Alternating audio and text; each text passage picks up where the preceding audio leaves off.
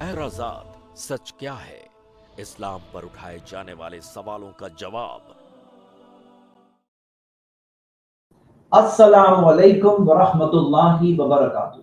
अल्हम्दुलिल्लाह वस्सलातु वस्सलाम अला रसूलिल्लाह व अला आलिहि वस्हबिहि अजमईन, अम्मा बाद। हमारे आज के एतराज़ात सच क्या है प्रोग्राम की इस एपिसोड में हम एक टीवी एंकर के कुछ सवाल है, उन सवालों का जवाब का सिलसिला शुरू करेंगे। हम जानते हैं कि बहुत सारे लोग आज मिसअंडरस्टैंडिंग्स और कंफ्यूजन फैलाने की कोशिश करते हैं, और कई सारे लोग जो एक इंसाफ के साथ एक अनबायस्ड जो रोल प्ले करना चाहिए किसी भी एनालिसिस में, उसकी जगह पे एक बेंट व्यू के साथ एक पर्टिकुलर व्यू को प्रमोट करते हुए दिखाई देते हैं, जो अक्सर हम देखते हैं कि इस्लाम के खिलाफ या एंटी इस्लामिक व्यू होता है। तो आज से हम एक सिलसिला ये शुरू कर रहे हैं, और मेरी कोशिश होगी कि आज की इस एपिसोड में कम से कम 6-7 सवाल मैं कवर करूं इंशाल्लाह। तो आइए स्टार्ट करते हैं सबसे पहले सवाल से। और मैं एंकर का नाम नहीं लेना चाहता हूँ, ना उनके चैनल का नाम लेना चाहता हूँ, और ना मैं रिक्वेस्ट करता हूँ कि कमेंट में किसी को बताने की जरूरत नहीं, क्योंकि हमें इनको प्रमोट नहीं करना है। लेकिन जो सवाल उठे हैं वो सवालों का जवाब देना है इंशाल्लाह। तो आइए हम इनके सवालों का जवाब का सिलसिला शुरू करें। सबसे पहला सवाल जो मैं ले रहा हूँ, ये सिर्फ इस एंकर की बात नहीं है, ये जो सवाल है सिर्फ इस एंकर की बात नहीं है, ये सवाल कई सारे यूट्यूबर्स पूछ रहे हैं। कुरान हदीसें क्या टेम्परेरी कॉन्ट्रैक्चुअल मैरिज, सेक्स के लिए, प्रोस्टिट्यूशन के लिए इस नियत से क्या अलाउ करती हैं? ठीक है, सवाल है, सुना आप? क्या इस्लाम के अंदर टेम्पररी कॉन्ट्रैक्चुअल मैरिज, क्या कहा उन्होंने? आगे सुन लीजिए फिर एक बार। इस्लाम, कुरान हदीसें क्या टेम्परेरी कॉन्ट्रैक्चुअल मैरिज, सेक्स के लिए, प्रोस्टिट्यूशन के लिए इस नियत से क्या अलाउ करती हैं? आप इस्लाम की बात कर रहे हैं, ऐसा सवाल पूछ रहे हैं? क्या आप जानते नहीं इस्लाम की टीचिंग्स क्या है, इस्लाम क्या सिखाता है? चलिए, इसके अंदर ये जो पर्टिकुलर न्यूज डिबेट था, इसके लास्ट का कमेंट मुझे सुनाना है आपको। लास्ट कमेंट जो डिबेट के एंडिंग में जो बात जहां तक पहुंचे डिस्कशन वक्त के साथ दुनिया बदलती है, लोग बदलते हैं, परंपराएं बदलती हैं, लेकिन मैं आपसे जानना चाहती हूँ, कई लोग ऐसे भी होते हैं जो कुरान हदीसों का हवाला देकर उनका बेजा इस्तेमाल करते हैं, गलत इस्तेमाल करते हैं। तो क्या वाकई में कुरान हदीस में ऐसा लिखा है कि अपनी फिजिकल जरूरतों को पूरा करने के लिए अगर आपको इस तरह से प्रोस्टिट्यूट के पास जाना हो सकता है, या फिर आपको इस तरह से ताल्लुकात बनाने हो सकते हैं, तो मुता की इजाजत है? क्या इस तरह से टेम्परेरी निकाह की इजाजत है इस्लाम में, ताकि आपका तो दीन खराब ना हो, एक पुरुष का दीन खराब ना हो, महिला जाए कहीं भी? देखिए, फिर आप उस बात, पुरुष का दीन खराब ना हो, महिला जाए कहीं भी, ये है स्टेटमेंट। और उससे पहले जबरदस्ती का क्या है वहां पर, क्यों क्या है वहां पर मालूम है? ताकि लगे कि अनबायस्ड है। अनबायस्ड नहीं है, बायस्ड अप्रोच है। उसके बाद का सेंटेंस इल्जाम है कि पुरुष का दीन खराब ना हो, महिला जाए कहीं भी। आगे देखते हैं। आपको बार बार उस परिप्रेक्ष्य में ले आते हैं कि एलिगेशन जैसा महसूस होता है कि महिला को ऐसा हो जाए। महिला को तो पूरी इजाजत है ना कि वो जब तक वो हामी नहीं भरेगी निकाह हो ही नहीं सकता, वली हो और चाहे कोई उसका कोई गार्जियन। ये कह रहे हैं वो महिला, ये मुस्लिम पैनलिस्ट जो है वो कह रहे हैं महिला को तो पूरी इजाजत है, ना बोल सकती है, यानी रजामंदी ना दे, वो ऐसे टेम्पररी मैरिज की रजामंदी ना दे। हाँ, चलिए अब आगे देखिए। ये अगर महिला मना कर दे तो उसके साथ उसका निकाह जो है या मुद्दा कराया ही नहीं जा सकता। बहुत से ऐसे केसेस आए कि जिसमें महिलाओं ने मना कर दिया और निकाह नहीं हुआ।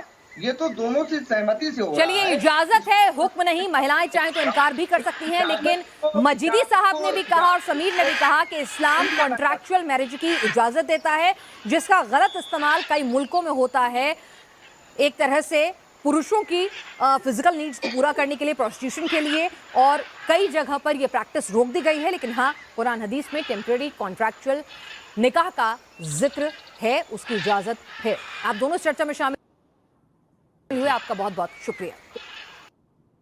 सुन रहे हैं, लास्ट के अंदर इजाजत है, कंक्लूजन दे दिया एंकर ने। क्या कहा?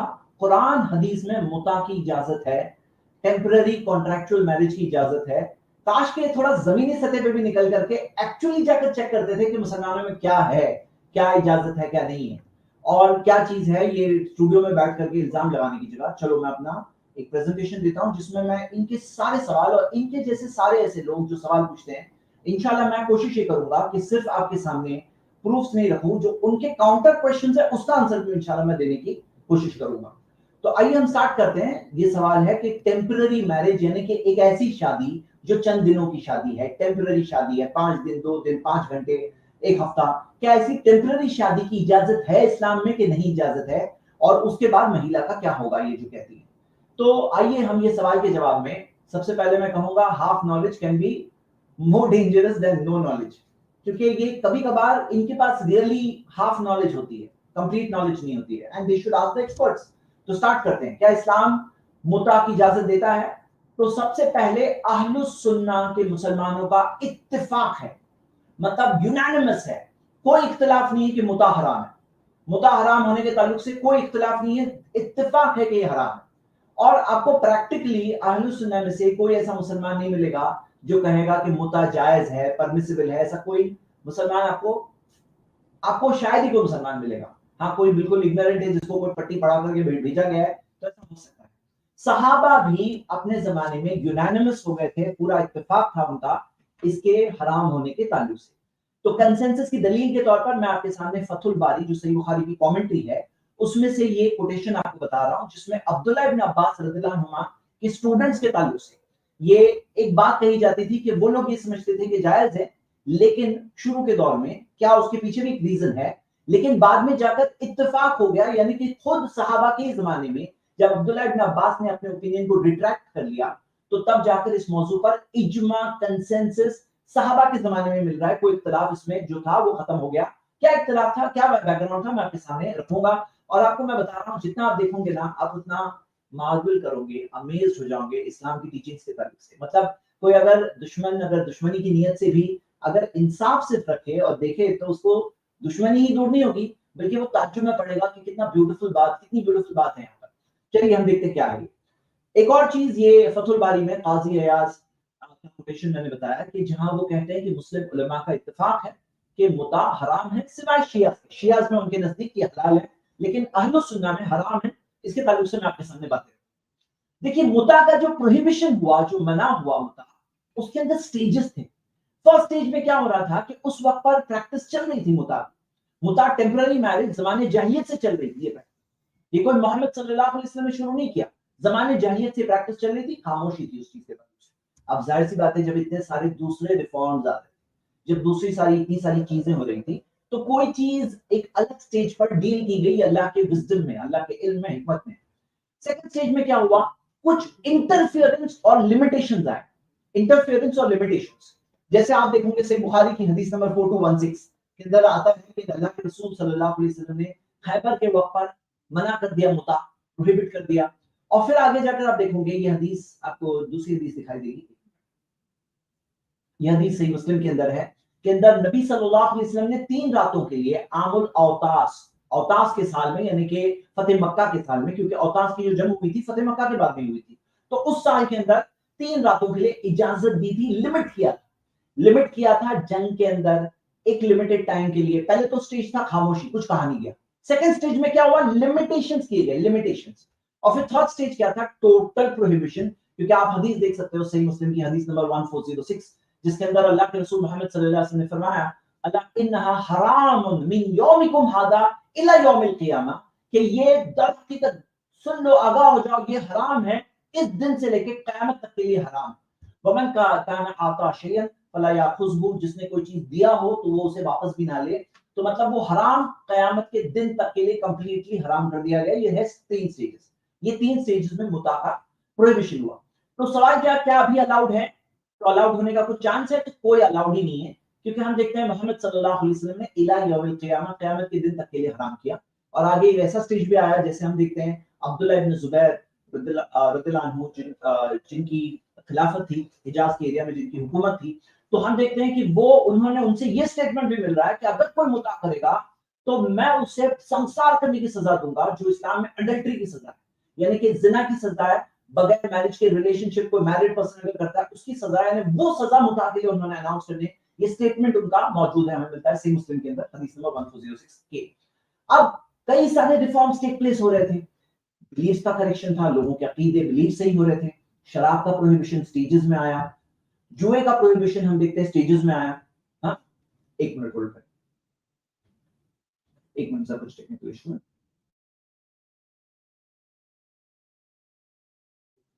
जस्ट एक मिनट, चैट में मेरे वॉइस का कुछ प्रॉब्लम आ रहा है, मैं जरा सॉल्व कर लूं, जस्ट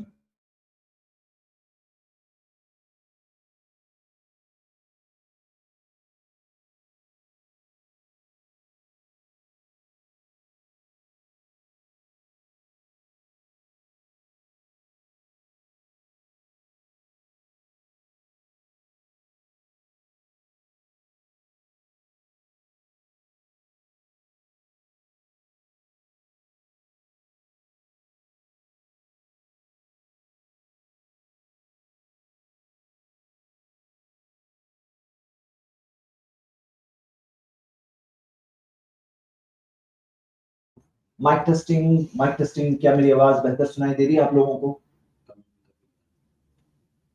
कमेंट में बताएं क्या क्या आप लोगों को मेरी आवाज क्लियर सुनाई दे रही है अभी?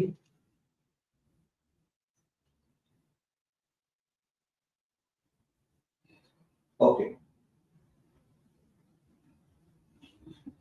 ठीक है, चलिए हम लोग स्टार्ट करते हैं।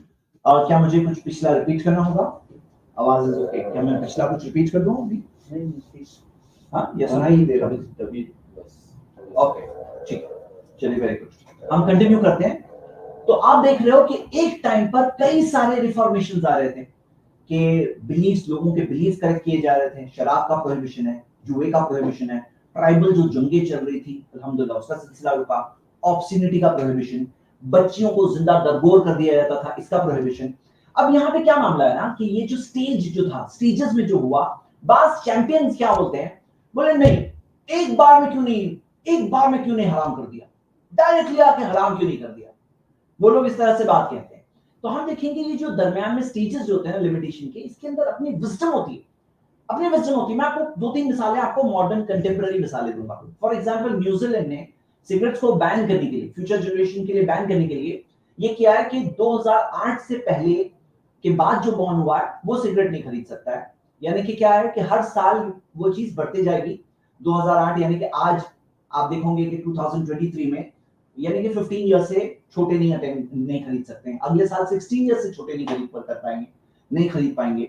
अब उसके अगले साल 17 ईयर से छोटे यानी कि आगे की जनरेशन में जाकर सिगरेट निकल जाए, ये उनका प्लान है। मैं आपको एक और मिसाल देता हूं कि जैसे ड्रग्स का डी एडिक्शन करने के लिए कुछ ड्रग्स दिए जाते हैं, ड्रग्स का एडिक्शन तोड़ने के लिए कुछ लोअर कैपेसिटी वाले पार्शियल ओपियोइड्स दिए जाते हैं। जैसे आप यहाँ ये देख सकते हैं कि सबॉक्सोन नाम का ये जो एक ड्रग है जो दिया जाता है ड्रग एडिक्शन रोकने के लिए, लेकिन एक इंटरमीडिएट स्टेज है। मतलब आप बात समझिए कि एक बुरी चीज को रोकने के लिए एक दरमियान का स्टेज कभी कभार होता है ये, ताकि एक इंसान को सडनली बोल दे कि अभी तुम नहीं करोगे। एक दरमियान का अडेप्टिव स्टेज होता है। आप इसके अंदर देखोगे कि इस्लाम के अंदर जैसे जुआ, जैसे शराब, फर्स्ट स्टेज के अंदर कुरान की आयत आई कि उसमें शराब और जुए में कुछ फायदा है लेकिन बहुत नुकसान है, और नुकसान फायदे से ज्यादा है।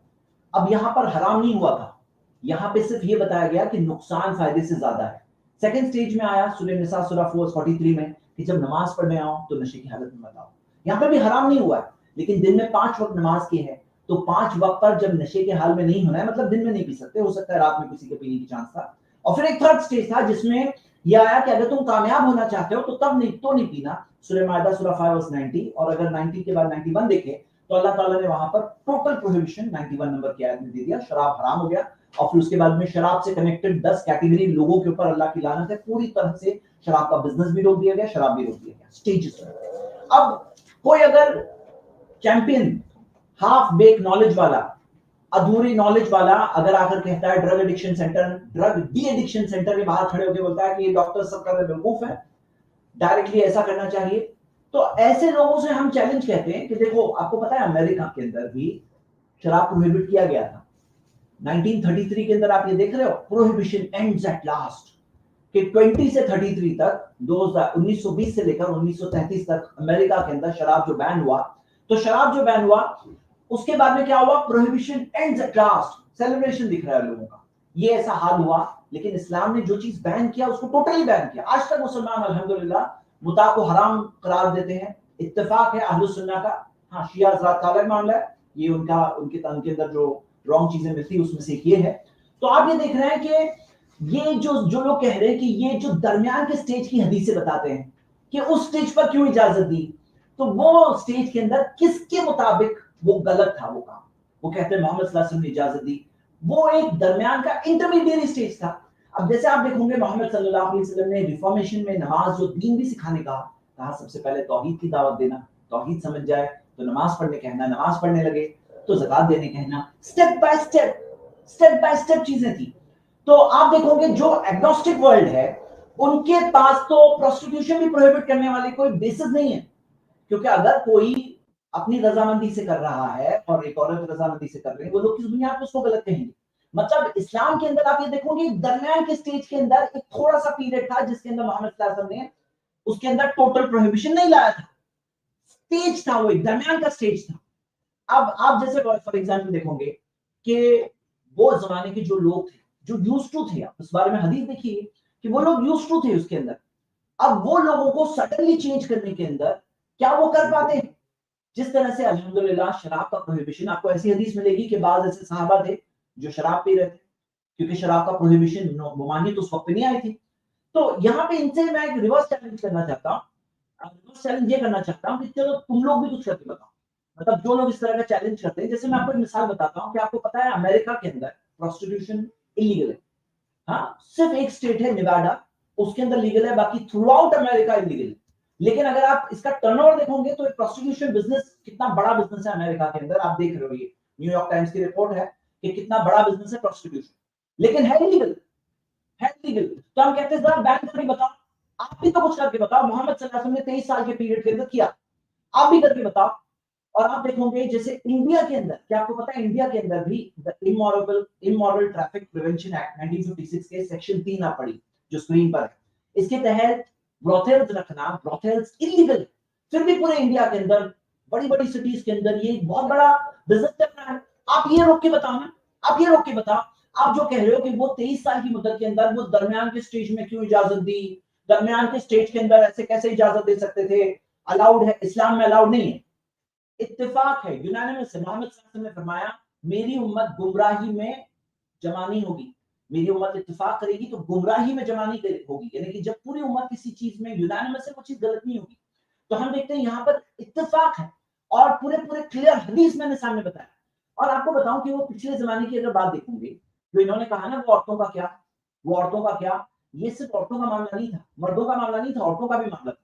جیسے آپ اس حدیث میں دیکھیے, یہ حدیث مسند احمد میں ہے اور حدیث صحیح مسلم کی کنڈیشنز کے مطابق صحیح ہے, یعنی وہ ایک صحیح حدیث ہے, شیخ شعبہ پر نوٹ کیسے چیکنگ کیا ہے. تو اس کے اندر آتا ہے کہ ایک جنگ کی بات ہے. تو یہ حدیث دیکھیے, استمتعوا من هذه النساء, محمد صلی اللہ علیہ وسلم نے اجازت دی کہ تم چاہو تو استمتعوا من هذه النساء, یہ جو عورتیں ہیں ان سے تم چاہو تو استمتعوا, استمتعوا یعنی کہ فائدہ اٹھاؤ, جو استمتاع والا وہ ورڈ ہے جو یوز کیا جاتا ہے, فائدہ اٹھاؤ, جو متاع کے لیے استعمال کیا جاتا ہے.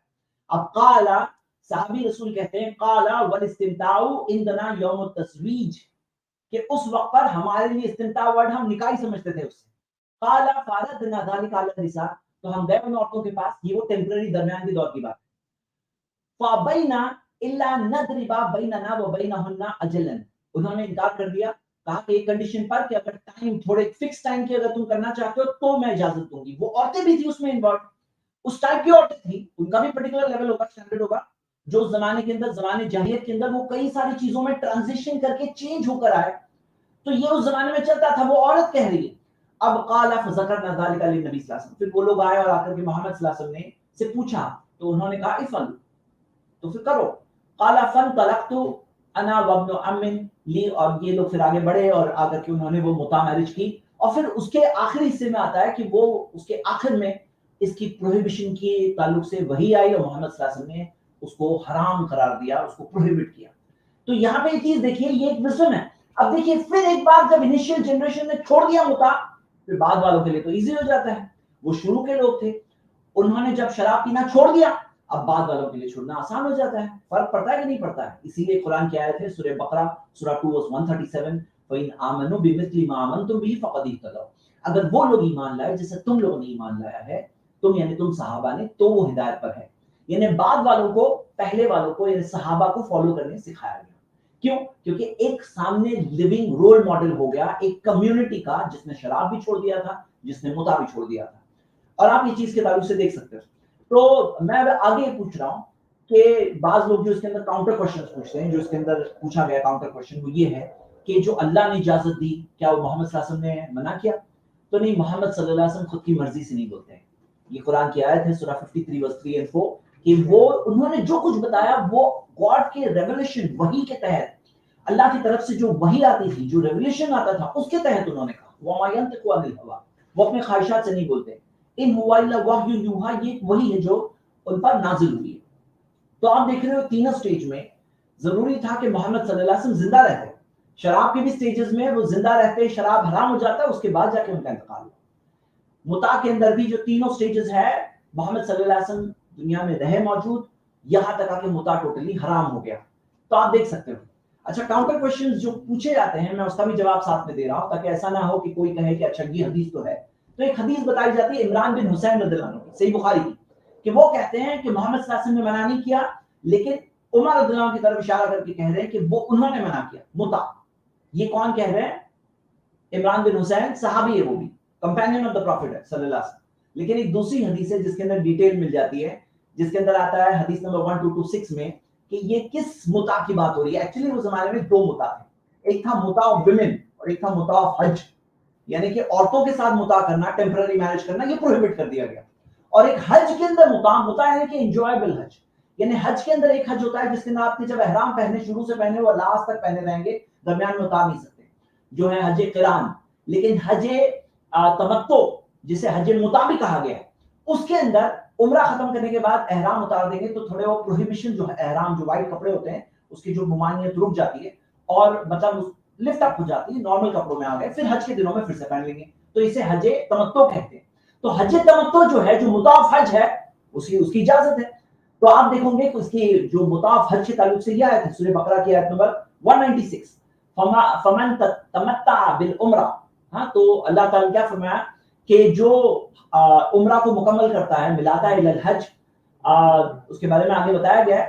اور اس کے اندر اللہ سبحانہ وتعالیٰ نے اس کے اندر جو بتایا ہے، اللہ سبحانہ وتعالیٰ نے جو بتایا ہے، فمن لم یجد فصیام ثلاثۃ ایام من الحج وسبعۃ اذا رجعتم تلک عشرۃ کاملہ.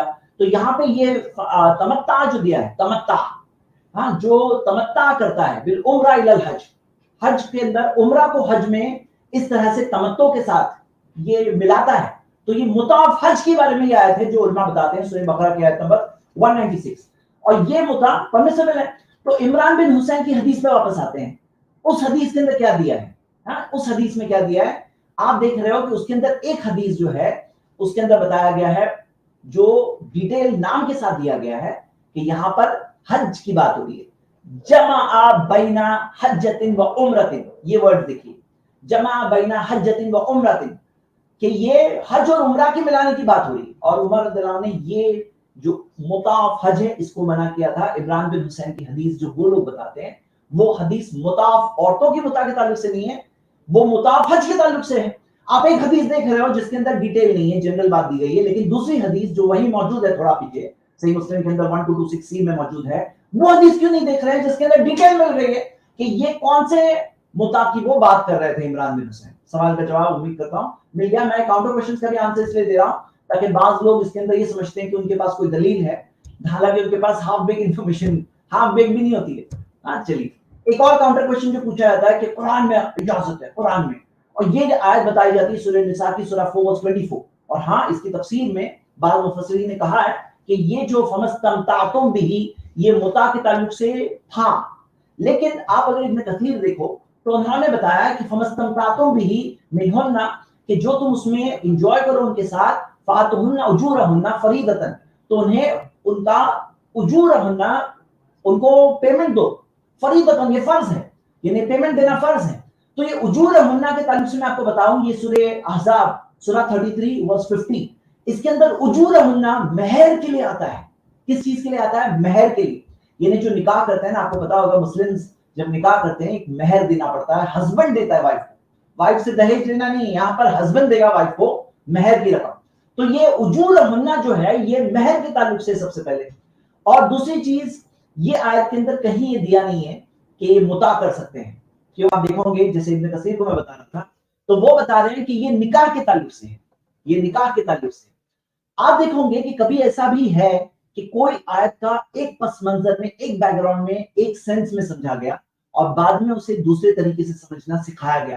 اس میں آپ کو ایک مثال بتاتا ہوں کہ جیسے سورہ بقرہ کی سورہ 2 verse 184 کے اندر ایک مثال ہے روزہ تکلیف کے ساتھ رکھنے کے تعلق سے جو بات ہے، تو اس کے اندر بھی وہ کانٹیکسٹ ایک زمانے میں ایک تھا، اور جب اس کے بعد جب لا چینج ہوا تو وہ آیت کو دوسری طرح سے ابن عباس نے بتایا کہ اسے اس طرح سے سمجھنا ہے کہ یہاں پہ وہ لوگوں کی بات ہو رہی ہے جو مشکل سے کر سکتے ہیں. کیونکہ آپ کو پتا ہے رمضان کے روزے شروع میں اس طرح فل کمپلسری نہیں تھے، جو رکھ سکتا ہے رکھے، جو نہیں رکھ سکتا ہے وہ طعام و مسکین کو کھانا کھلائے. لیکن بعد میں وہ لا تھوڑا ڈیفیکلٹ ہوا، رمضان کے روزے فرض ہو گئے. لیکن پھر یہ رول کس کے لیے رہا؟ پھر یہ رول ایسے بزرگ جو بہت ایلڈر مرد ہیں، عورتیں ہیں جو روزہ نہیں رکھ سکتے ہیں، باقی بھی نہیں رکھ پائیں گے، ان کے لیے فیسلٹی ہے. سورہ 2 verse 184 کا انڈرسٹینڈنگ چینج ہوئی حالات کے اعتبار سے. تو میں بتانا چاہ رہا ہوں یہ آیت جو بتائی جا رہی ہے سورہ 4 verse 24، اس سے یہ بات پتہ چلتی پہلے تو یہ نکاح کے تعلق سے ابھی، اور فمستمتعتم سے جو انٹرپریٹیشن ایک زمانے میں وہ رہا ہوگا جیسے بعض مفسرین کہتے ہیں، لیکن بعد میں جا کر جب اس کی ممانعت آ گئی تو اب یہ پڑھ کر کے یہ نکاح کے بارے میں بات ہو رہی ہے، جیسے کہ ابن کثیر نے اس بات کو ایکسپلین کیا ہے جیسے کہ ہم دیکھ سکتے ہیں. تو یہ اس بارے میں دوسرے سوال کا جواب ہے کہ قرآن میں اجازت ہے، تو قرآن میں ایسی اجازت، ایکسپلسٹ اجازت کہیں موجود نہیں ہے. ایک ٹیمپریری طور پر ایک اجازت ایک وقت کے لیے تھی. جیسے اب میں آپ کو سمپل بات بتا رہا ہوں، بھائی دنیا میں چینج لانا ہے نا آپ کو، ریفارم ایسے ہی لایا جاتا ہے. اگر آپ کہو سوئچ آف کرنے کی جگہ، سوئچ آف کرنے کی جگہ فوراً کر لو چینج ہو جائے، ویسے نہیں ہوتا ہے. اور کوئی آبجیکشن اٹھا رہا ہے وہ شخص بیوقوف ہے جو ڈرگ ڈی ایڈکشن سینٹر کے باہر کھڑے ہو کر بول رہا ہے کہ ایسے نہیں ہوتا ہے، تو وہ شخص بیوقوف ہے جو سمجھتا نہیں ہے کہ کیسے چینجز لائے جاتے ہیں، ہاں کیسے سدھار لایا جاتا ہے. ایک اور بات جو کہی جا رہی ہے کہ کمانڈ ہے، فرض ہے. یہ کمانڈ ان کو یہ نہیں پتا چلتا ہے کہ رخصہ والے ورڈز ہے، رخصہ نے رخصت دی، نبی صلی اللہ علیہ وسلم نے ایک رخصت دے دی. کہیں یہاں پر کمانڈ والے ورڈ بھی آئے نا تو آپ ایک بات سمجھ لیجئے کہ قرآن اور حدیث کے اندر نارملی جو کمانڈ والے ورڈ ہوتے ہیں اس سے پتہ چلتا ہے کہ کمپلسری ہے. لیکن اگر دوسرے دلائل ہے جس سے پتہ چل رہا ہے کہ یہ رخصت کی بات ہو رہی ہے، پرمیشن کی بات ہو رہی ہے، تو ضروری نہیں ہو کمپلسری ہے. جیسے مثال دے رہا ہوں سورہ 62 verse 10 کے اندر آتا ہے کہ جب نماز پڑھ لو فانتشروا فی الارض، زمین میں پھیل جاؤ، ہاں وابتغوا من فضل اللہ، اللہ کے فضل کو تلاش کرو. اس کا مطلب یہ نہیں کہ ابھی جا کر پھیلنا ہوگا، کچھ کرنا ہوگا. یہاں پہ پرمیشن بتانے کے لیے ورڈز آئے ہیں. یعنی آپ یہ بات سمجھیے، دیکھیے کہیں پر بھی صرف قرآن اور حدیث کی بات نہیں، کہیں پہ بھی انکمپلیٹ نالج ہوتی ہے نا، وہ غلط بات ہوتی ہے. ادھوری نالج سے آپ بات کرو غلط بات ہوتی ہے. کوئی بھی اسکرپچر لو، کوئی بھی کتاب لو، انڈین لا کو لے لو، کوئی اگر ایک لائن کو لے گا اور پورا کانٹیکس نہیں لے گا، اس کے بارے میں اور جو باتیں وہ نہیں لے گا، تو وہ مس انٹرپریٹ کر رہا ہے، ہمارے مس انٹرپریٹ کر رہا ہے لا. یہ بات سمپل سمجھنا ہے. اس کی اور بھی مثالیں ہیں. وَكُلُوا وَاشْرَبُوا حَتَّى يَتَبَيَّنَ لَكُمُ الْخَيْطُ الْأَبْيَضُ مِنَ الْخَيْطِ الْأَسْوَدِ مِنَ الْفَجْرِ، کھاؤ اور پیو یہاں تک کہ صبح کا فجر کا جو سفید دھاگا کالے دھاگے سے الگ نہ ہو جائے. تو یہاں پر یہ نہیں کہ ابھی کھانا ہی پڑے گا، پینا ہی پڑے گا، یہاں پہ کھانے کی اجازت دی گئی ہے، پرمیسیبلٹی. ہاں تو یہ دیکھ رہے ہیں اور اس کی بہت ساری مثالیں ہمیں ملتی ہیں. ایک اور چیز کی قرآن میں اجازت، تو میں نے بتایا کہ قرآن میں جو اجازت سمجھ رہے ہیں وہ ایسے اجازت نہیں ہے، ایسے اجازت نہیں ہے، بولے حدیث میں منع ہے. ان کو یہ نہیں پتا ہے کہ اس کی کئی مثالیں ہیں، کہ جیسے مثال کے طور پہ مرے ہوئے جانور کا گوشت کھانا حرام ہے اسلام میں، لیکن محمد صلی اللہ علیہ وسلم نے فرمایا کہ مچھی مری ہوئی ملے تو بھی حلال ہے، ٹڈی مری ہوئی ملے تو بھی حلال ہے. ٹڈی لوکسٹ، مچھی مری ہوئی ملے تو بھی حلال ہے. یہ ایکسیپشن ہے ایک قاعدے کا، قرآن میں قاعدہ ہے، ایکسیپشن حدیث میں. ایسا ہوتا ہے کیونکہ قرآن اللہ کی ڈائریکٹ وربٹم وہی ہے جس میں ورڈ ٹو ورڈ اللہ کا کلام ہے. حدیث جو ہے وہ اللہ کی وحی کے تحت محمد صلی اللہ علیہ وسلم نے بتایا، لیکن اس کے اندر ورڈ جو ہے کا وربٹم ہونا ضروری نہیں. وہ باتیں اللہ سے پہنچائی گئی، محمد صلی اللہ علیہ وسلم نے اپنی زبان کے ذریعے پہنچایا.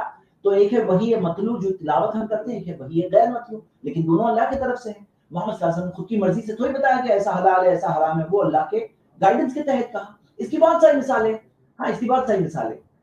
اور لاسٹ میں میں آپ کو ایک اور سوال کا جواب دینا چاہتا ہوں. کہتے ہیں کہ عمر رضی اللہ عنہ نے منع کیا. آپ دیکھ سکتے ہو ڈائریکٹ حدیث سے عمر رضی اللہ عنہ حدیث بیان کر رہے ہیں کہ اللہ کے رسول صلی اللہ علیہ وسلم نے منع کیا متع. تو یہ کہنا کہ عمر رضی اللہ عنہ نے منع کیا خود سے، ہاں انہوں نے بھی منع کیا، نافذ کیا انہوں نے، لیکن کوئی خود کی طرف سے نہیں کیا، کیونکہ وہ تو حدیث بیان بتا رہے کہ محمد صلی اللہ علیہ وسلم نے منع کیا. ہاں یہ بات کو بتانا ہے.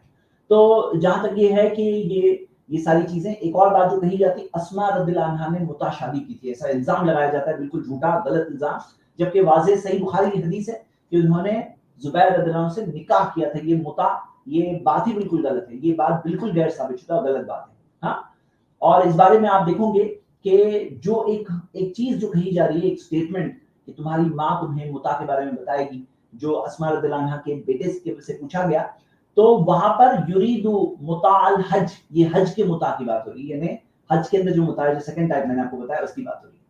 کچھ چھوٹے سوال ابن جریر الطبری کے بارے میں کہا جاتا ہے کہ انہوں نے متاع کی اجازت بتائی ہے.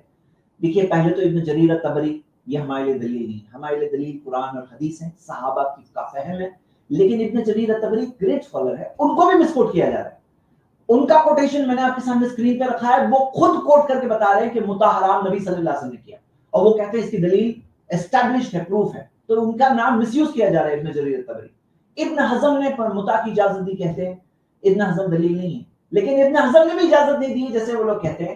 کہ ابن حزم کا اسٹیٹمنٹ دیکھیے, فتح الباری کا ریفرنس دیا ہے کہ نبی صلی اللہ علیہ وسلم کے زمانے میں بھی یہ اجازت نہیں تھی, محمد صلی اللہ علیہ وسلم نے ہی حرام کر دیا تھا.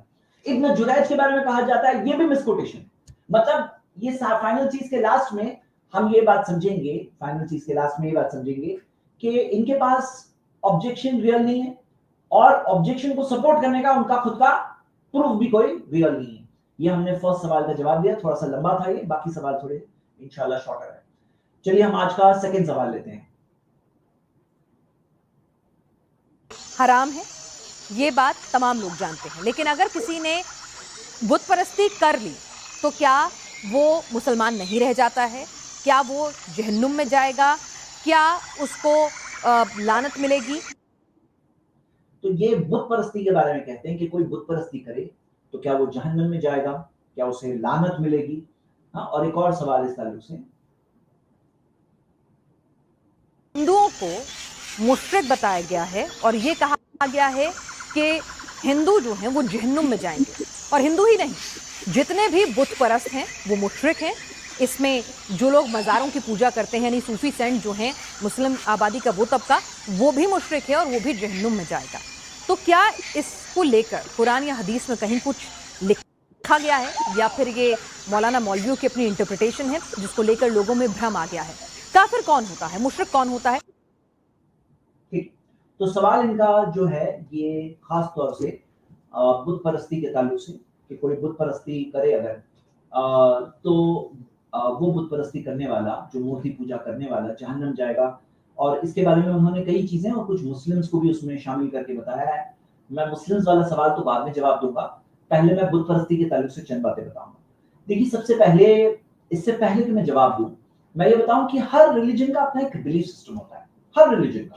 آپ دیکھوں گے جیسے مثال کے طور پر مہا بھارت میں آتا ہے کہ بھیشما یدھشٹر کو سمجھاتے ہیں, کہتے ہیں کہ جو جانوروں کا گوشت کھاتا ہے, ہاں, وہ بیوقوف ہے, فولش پرسن ہے, اور بدترین انسان ہے. اب جو جانوروں کا گوشت کھاتا ہے وہ بدترین انسان ہے, ایک بلیف ہے, بلیف سسٹم ہے. آگے مہا بھارت کے اندر انوشاسن پرو 115:47 کے اندر یہ بات آتی ہے کہ جو گوشت کھائے گا, جو he who desires to augment his own flesh, جو اپنے گوشت کو بڑھانے کے لیے دوسرے جانوروں کا گوشت کھائے گا, وہ پریشانی میں جیے گا, اور اگلے جنم میں جس کسی اسپیشیز میں جائے گا وہ پریشانی میں جیے گا, ہاں, اگلے جنم کے اندر. تو یہ بلیف سسٹم ہے. اب جیسے مثال کے طور پہ یہاں تک کہ کورونا وائرس کے ٹائم پر یہ کہا کہ کورونا وائرس جو میٹ ایٹرز کو سزا دینے کے لیے ایک اینگری اوتار آیا ہے. تو ایسے بلیف ہے, ان کا سب کا الگ الگ بلیف ہوتا ہے. کرسچنز کا اپنا بلیف ہے, وہ کہتے ہیں کہ گاڈ نے ورلڈ اس لیے بنایا کہ گاڈ نے اپنے بیٹے کو بھیجا کہ جو کوئی اس بیٹے میں بلیف کرے وہ کبھی ختم نہ ہو, ہمیشہ کی زندگی ملے گی, باقی سب لوگ ختم ہوں گے, برباد ہو جائیں گے. لیکن جو گاڈ میں بلیف کرتے, گاڈ نے جیسس کو بھیجا انسانوں کے گناہوں کو کندھے پہ لے کر مرنے کے لیے, تو وہ کبھی ختم نہیں ہوں گے, they shall not perish. تو یہ بات جو eternal life, everlasting life, یہ کرسچنز کا بلیف سسٹم ہے. ہر کسی کا اپنا بلیف سسٹم ہوتا ہے. اب اسلام نے بتایا ہے کہ توحید, ون گاڈ, یعنی ہم سب انسانوں کا مالک ایک ہے, اسی کے ہاتھ میں سب کچھ ہے. ہاں, دنیا بنانے والا وہی ہے, چلانے والا وہی ہے, زندگی, موت, بیماری, شفا, ہر چیز اسی کے ہاتھ میں. اس کے جیسا کوئی نہیں, اس کے برابر تو ہے ہی نہیں, اس کے جیسا بھی کوئی نہیں. اور جب تیسری بات کہ جب سب چیز کا چلانے والا وہ ہے, اس کے جیسا کوئی نہیں ہے, تو ہم سب کو عبادت کس کی کرنی چاہیے, ورشپ کس کی کرنی چاہیے, تو اسلام میں سکھایا گیا ہے لا الہ الا اللہ، نہیں ہے کوئی عبادت کے لائق سوا اللہ کے.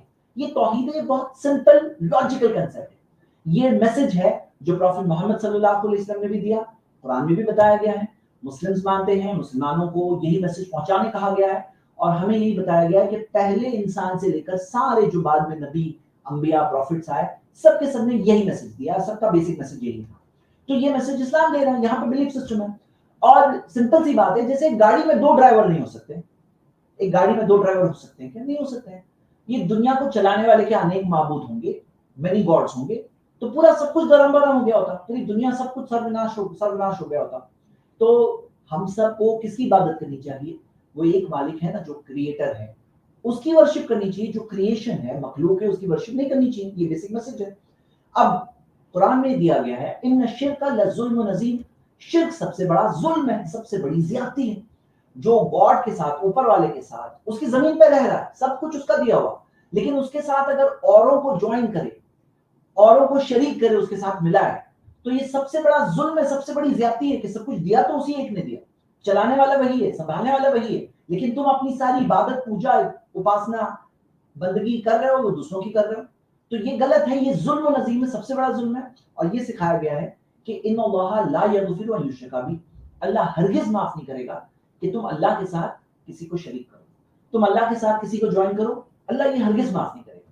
یعنی ایک ہوتا ہے نا گناہ جو سب سے ایسا گناہ جو انفورگیویبل ہے، وَيَغْفِرُ مَا دُونَ ذَلِكَ لِمَن يَشَاءُ، اس کے سوا اور کوئی گناہ اللہ جسے چاہے معاف کرے. وَمَن يُشْرِكْ بِاللَّهِ، کیونکہ جو اللہ کے ساتھ کسی کو شریک کرتا ہے، فَقَدِ افْتَرَىٰ إِثْمًا عَظِيمًا، اس نے سب سے بڑا بہتان گڑھا، سب سے جھوٹی بات اس نے کہا ہے. تو یہ ہم ایسے دیکھ رہے ہیں کہ اوپر والے کے خلاف غداری کر دی، ٹریزن کر دی. ایک کنٹری میں ہوتی ہے نا، کوئی غداری کرے تو اس کو نہیں چھوڑتے وہ. تو یہاں پہ یہ اوپر والے کا سب کچھ دیا ہوا ہے، تم اس کے ساتھ اوروں کو شریک کرو، یہ غداری ہے اس کے خلاف، اور اللہ اس گناہ کو نہیں معاف کرے گا. تو اب یہاں پر یہ جو دوسروں کی عبادت ہوتی ہے، ہم مانتے ہیں کہ they are not worthy of worship، اللہ صرف اللہ ہی عبادت کے لائق ہے. باقی جو سارے ہیں جن کی عبادت ہوتی ہے وہ عبادت کے لائق ہی نہیں، کیونکہ وہ ڈیپینڈنٹ ہے، نربھر ہے، ان میں کمیاں ہیں، وہ خود ضرورت میں ہیں، وہ کسی کو فائدہ نہیں پہنچا سکتے، نقصان نہیں پہنچا سکتے، ان کے کنٹرول میں کچھ نہیں ہے، وہ کسی چیز کے مالک نہیں ہے، وہ خود بنے ہوئے ہیں. ہاں، چاہے انسان ہو، پتھر ہو، ان کے ہاتھ میں نہیں ہے. they are not worthy of worship. یہ ہمارا میسج ہے. اور کوئی اگر شرک کرتا ہے تو وہ چیز غلط ہے. کوئی بھی کرے، شرک کرے، تو شرک کے گناہ کو اللہ معاف نہیں کرے گا. تو یہ ایک بلیف سسٹم ہے. وہاں پہ اپنا بلیف سسٹم ہے. بھائی انسان کے پاس چوائس ہے کہ وہ بلیف سسٹم کو دیکھیں. اب جہنم میں کون جائے گا، اس کے اندر فردر کوالیفیکیشن دی گئی ہے قرآن میں، کئی آیتیں ہیں اس بارے میں. اللہ نے فرمایا وما كنا معذبين حتى نبعث رسولا، کہ ہم عذاب نہیں دیں گے یہاں تک کہ رسول نہ آ جائے. یعنی کہ یہاں تک کہ رسول نہ آ جائے، میسج نہ پہنچ جائے، تب تک اللہ تعالیٰ عذاب نہیں دیں گے. یہ اللہ کا قاعدہ ہے. سورہ 17 verse 15 اور سورہ ملک سورہ 67 کی آیت نمبر 8 اور 9 میں آتا ہے کلما القی فیہا فوج، کہ جب بھی جہنم میں کوئی فوج کو ڈالا جائے گا، سالہم خزنتھا، اس کے داروغہ پوچھیں گے الم یاتکم نذیر، کیا تمہارے پاس ڈرانے والے نہیں آئے؟ تمہارے پاس کیا کوئی ڈرانے والا نہیں آیا؟ قالوا بلا قد جاءنا نذیر، تو لوگ جو جہنم میں جا رہے ہوں گے وہ کہیں گے ہاں ہمارے پاس ڈرانے والا آیا، فکذبنا، ہم نے اسے جھٹلا دیا. تو یہ بات جس کو میسج نہیں ملا اس کا الگ معاملہ ہے، لیکن جس کو میسج ملا اس نے سمجھا، اس نے انکار کیا، اس نے جھٹلایا، تو کیا لگتا ہے رسپانسبلٹی نہیں ہے کیا؟ اس کی رسپانسبلٹی نہیں ہوتی. تو جیسے وَيْلٌ يَوْمَئِذٍ لِّلْمُكَذِّبِينَ، اس دن بدبختی ہے، جو کہا نا لعنت ہے، بدبختی ہے کس کے لیے؟ جھٹلانے والوں کے لیے، جو صحیح چیز دیکھ کر کے انکار کرتے ہیں، جھٹلا دیتے ہیں. دیکھیے سورہ نساء سورہ 4 آیت نمبر 115 میں آتا ہے من بعد ما تبین لہ الہدی، حق واضح ہونے کے بعد بھی، کلیئر ہونے کے بعد بھی کوئی انکار کرتا ہے تو اس کے لیے کیا ہے؟ اللہ تعالیٰ نے کہا کہ اس کے لیے جہنم اللہ تعالیٰ نے رکھا ہے. کہ حق واضح ہو گیا، کلیئر ہو گیا، انکار کیا تو رسپانسبلٹی نہیں ہوگی. کیا ہم انسانوں کو گریٹفل نہیں ہونا چاہیے؟ تو جو ان کا سوال ہے جہنم ہے، اور یہ چیز کے تعلق سے بعض لوگ بولتے ہیں یہ ان کو برا لگتا ہے. لیکن پہلی بات تو یہ ہے، آپ دیکھو سب کے اپنے اپنے بلیف سسٹمز ہوتے ہیں. اسلام نے بتایا اور وہ بلیف ہے جو کوئی بھی انسان سمجھ سکتا ہے کہ کیا ہم سب کو گریٹفل نہیں ہونا چاہیے؟ کہ آپ سوچو کہ ہمارے اوپر اپکار کتنے ہیں اوپر والے کے، احسان کتنے ہیں. وَإِن تَعُدُّوا نِعْمَتَ اللَّهِ لَا تُحْصُوهَا، اگر تم اللہ کی نعمتوں کو گننا چاہو تو گن نہیں سکتے. تم اتنے اپکار ہیں، اتنے احسان ہیں، تو اتنے سارے احسان ہیں ہم پر، تو پھر کیا ہم لوگوں کو گریٹفل نہیں ہونا چاہیے؟ یہ بات ایک بنیادی بات ہے. اور آخر میں ایک بات پوچھنا چاہتا ہوں کہ یہ چیز میں ہم جو ہیں وہ ہیں کلیئر کٹ. کیا ہم انسان اتنے میچور نہیں ہیں کیا کہ ایک دوسرے کے ساتھ بات کر سکے ڈفرینسز؟ کیونکہ بعض لوگ کیا ہے نا, وہ کہتے ہیں نہیں بھائی دھارمک بھاونا کو ٹھیس پہنچنی نہیں چاہیے. ٹھیس پہنچنا, انسلٹ کسی کا نہیں کر سکتے. جو جس کا ورشپ کرتا ہے, اس کی عبادت کرتا ہے, قرآن میں منع کیا گیا کہ ان کا انسلٹ مت کرو. سورہ نام سورہ 6 آیت نمبر 105. لیکن کیا ہم لوگ آپس میں ڈسکس نہیں کر سکتے کہ مجھے جو پتا ہے صحیح ہے میں آپ کے سامنے رکھوں, آپ کو جو پتا ہے آپ میرے سامنے رکھو, جو صحیح چیز ہے ہم لوگ مل کے فالو کریں گے انشاءاللہ. تو کیا ہم انسان آج بھی اتنے میچور نہیں ہوئے؟ ایسے شارٹ ٹیمپر قسم کی باتیں کمنٹس کیوں ہوتی ہیں؟ ایسے شارٹ ٹیمپر کہ تم کہتے ہو ہم سب جہنمی ہیں. بھائی ہاں ہم مانتے ہیں کہ جو شرک کرے گا اللہ اس گناہ کو نہیں معاف کرے گا. مرنے کے بعد زندگی ہے, رسپانسبلٹی ہے, پرینام آنے والا ہے, پریکشا کا پرینام آنے والا ہے. پرینام کے اندر جس نے شرک کو گناہ کیا, سمجھا, انکار کیا, کذبنا, وہ کہتے ہیں ہم نے جھٹلایا, بات دیکھا, سمجھا, انکار کیا, اللہ نے عقل دی تھی, دماغ دیا تھا سوچنے کے لیے, لاسٹ میں پرینام ملے گا اور جہنم کی آگ ہے اس کے لیے, کیونکہ انسانوں کے کاموں کا نتیجہ آنے والا ہے. دیکھو یہ بات کوئی میری بات نہیں کہ میں آپ کے سامنے بولوں یا کوئی ایک انسان کی بات, یہ ریئلٹی ہے لائف کی کہ امتحان کا رزلٹ آتا ہے, چھوٹے چھوٹے امتحان کا آتا ہے. یہ اتنا بڑا امتحان زندگی کا چل رہا ہے, اس کا کوئی رزلٹ نہیں آئے گا. تو جو لوگ بولتے ہیں نا سب صحیح ہے, یہ بھی صحیح ہے, ایک گاڈ بولو, 3 گاڈز بولو, 35 کروڑ بولو, سب صحیح ہے. آئیڈل ورشپ غلط بولنا بھی صحیح ہے, صحیح بولنا بھی صحیح ہے. گاڈ انسان بنتا ہے یہ بھی صحیح ہے, گاڈ الگ الگ گاڈ انسان نہیں بنتا یہ بھی صحیح ہے. میں کہتا ہوں آپ سوچو, یا تو ایک گاڈ صحیح ہے, یا تو 3 گاڈ صحیح ہے, یا تو 33 صحیح ہے, یا 33 کروڑ صحیح ہے. سب صحیح نہیں ہو سکتے نا. یا تو بت پرستی صحیح ہے یا تو غلط ہے. اب جو لوگ کہتے ہیں کہ یہ سب صحیح ہے, کسی کو بھی غلط مت بولو. آج کچھ لوگ اس تھاٹ کے ہوتے ہیں, بولے کہ سب سب سب صحیح ہے. اور مجھے ان کے جو سوال باز دکھ رہے تھے نا, یہ وہ لوگوں کو اپیل کرنے کی کوشش کر رہے ہیں جو مانتے ہیں کہ کسی کو بھی غلط مت بولو. لیکن میں کہہ رہا ہوں کہ ہم انسان ابھی تک اتنے میچور نہیں ہوئے کہ ہم اپنے ڈفرینسز کے بارے میں بھی ادب کے ساتھ, رسپیکٹ کے ساتھ بات کر سکتے ہیں. کیوں نہیں کر سکتے ہیں بھائی؟ تو ہم جو بلیو کرتے ہیں وہ بلیو کرتے ہیں. اسلام میں ہم مسلم جو بلیو کرتے ہیں اپ فرنٹ کلیئر کٹ سامنے ہے ہم کیا بلیو کرتے ہیں, کلیئر کٹ. ہاں تو یہاں پر ہم بولتے ہیں کہ صحیح ہے, جیسے ایک مثال ہے بھائی 2 اور 2 4 ہے تو وہ صحیح ہے, اور 5 کو بھی اگر کوئی صحیح بولے ہاں سب صحیح ہے, تو یہ صحیح طریقہ نہیں ہے. میں آپ کے سامنے رکھ رہا ہوں جو صحیح ہے وہ صحیح ہے, وہ غلط ہے وہ غلط ہے, کلیئر کٹ. ہاں تو یہ اس چیز کے تعلق سے میں نے آپ لوگوں کے سامنے بات رکھی. چلیے ہم ابھی ویڈیو دیکھتے ہیں.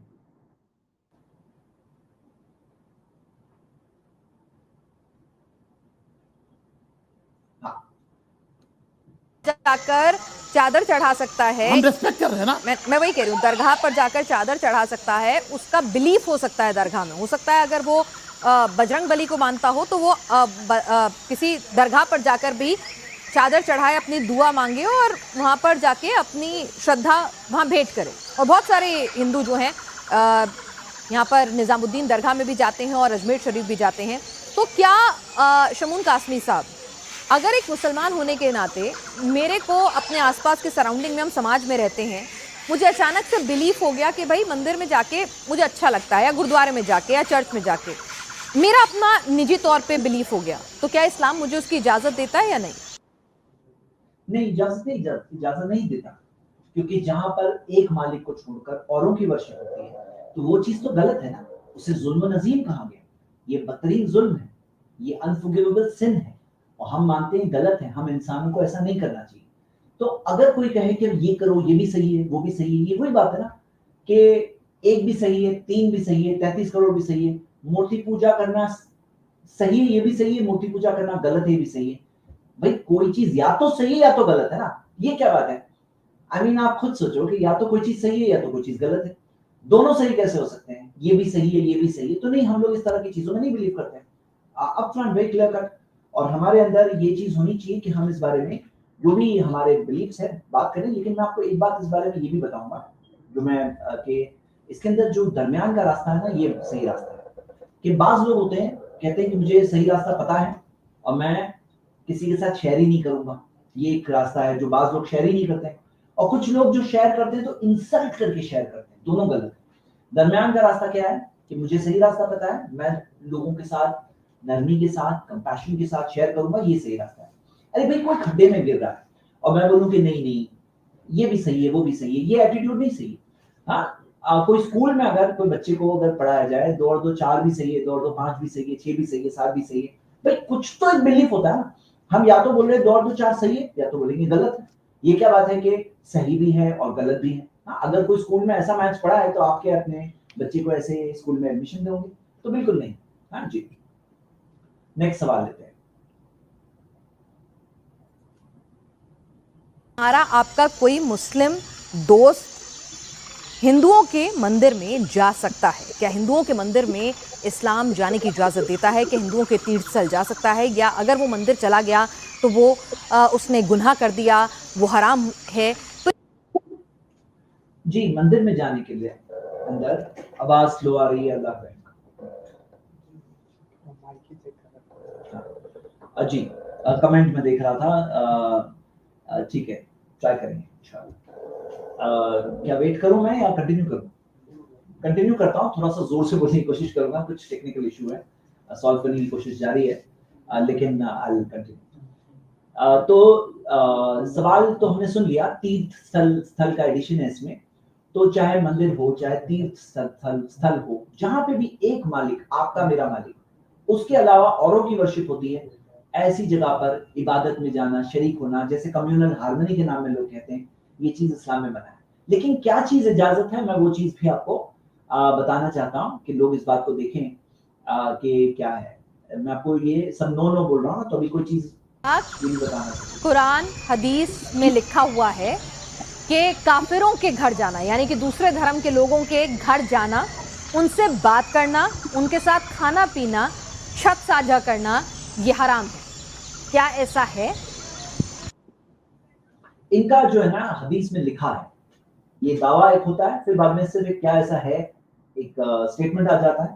تو ایسے حدیث میں کچھ نہیں دیا ہے, بلکہ آن دا کنٹرری یہ دیا ہوا ہے کہ اہل کتاب کے برتنوں میں سے کھانا اور ان کے یہاں سے کھانا. آپ دیکھو گے کہ کھانے کی نبی صلی اللہ علیہ وسلم نے اجازت دی, وہ ان کے برتنوں کو بھی استعمال کر سکتے ہیں اور اس کی اجازت دی. اور محمد صلی اللہ علیہ وسلم نے خود, ہم دیکھتے ہیں کہ ان کا پکایا ہوا کھانا کھانا, ان کے پاس گفٹس آتے تھے, ان کے پاس کھانا آتا تھا. تو جیسے فار ایگزامپل ان کے ساتھ میں کھانا کھایا. جیسے آپ یہ دیکھیے 2 نمبر کی حدیث مسند احمد میں ہے کہ نبی صلی اللہ علیہ وسلم کو بلایا گیا, دعوت دی گئی کہ وہ بارلی بریڈ اور کچھ اور کھانا ایک جوش بچے کے ساتھ کھائے. انہوں نے کھانا کھایا ان کے ساتھ, کوئی وہ غلط نہیں ہے, کوئی منع نہیں. ہاں, حرام چیز ہے تو کوئی مسلم دے رہا ہے, نان مسلم دے رہا ہے, حرام چیز نہیں کھا سکتے. جو اسلام کے اندر کھانا ہی منع ہے وہ نہیں کھا سکتے نا obviously. لیکن حلال چیز ہے جو ہمارے مطابق صحیح ہے, جائز ہے, کھا سکتے ہیں. صحیح بخاری اور مسلم کی حدیث ہے کہ محمد صلی اللہ علیہ وسلم نے ایک مشرکہ عورت کے پانی کے مشکیزے میں سے انہوں نے پانی پیا, محمد صلی اللہ علیہ وسلم نے. تو اگر ان کے یہاں سے پانی پینا غلط ہوتا تو پھر کیا ہوتا؟ پھر تو یہ چیز کرنا غلط ہوتی نا, یہ بات پی نہیں سکتے تھے. تو یہ جو بات کہہ رہے ہیں نا کہ یہ ایسا ہے کیا, تو ایسا نہیں ہے. کہاں سے آپ کو پتا چلا؟ آپ کا پروف کیا؟ آپ کوئی چیز کہہ رہے ہو تو کیا بنیاد پہ کہہ رہے ہو؟ تو یہ بات کا کوئی دلیل نہیں اس چیز کے بارے میں. اور ہم یہ دیکھتے ہیں کہ ان کے برتنوں میں جس کے اندر وہ پورک پکاتے تھے یا شراب جس میں پیتے تھے, اس کے تعلق سے کہا گیا کہ اگر کبھی اسے یوز کرنے کی مجبوری ہو, ویسے برتن جس کے اندر حرام چیز ہو, تو اس کو اچھے سے واش کر کے پھر اس کے اندر کھا پی سکتے ہیں, جیسے ابو داؤد کی اس حدیث میں آتا ہے. اب ہم یہ دیکھیں جو اگلا سوال ان کا ہے, اور یہ سوال ہم دیکھیں گے, اور یہ ہمارا آج کا آخری سوال ہوگا, پھر میں 5 لوگوں سے بات کروں گا انشاءاللہ. سوال یہ ہے, ہندوؤں کو مشرک بتایا گیا ہے اور یہ کہا گیا ہے کہ ہندو جو ہیں وہ جہنم میں جائیں گے, اور ہندو ہی نہیں جتنے بھی بت پرست. یہ تو ہم دیکھ چکے ہیں. سوری, میں مکس کر دیا, میں نے جو ویڈیو ہے, جسٹ منٹ.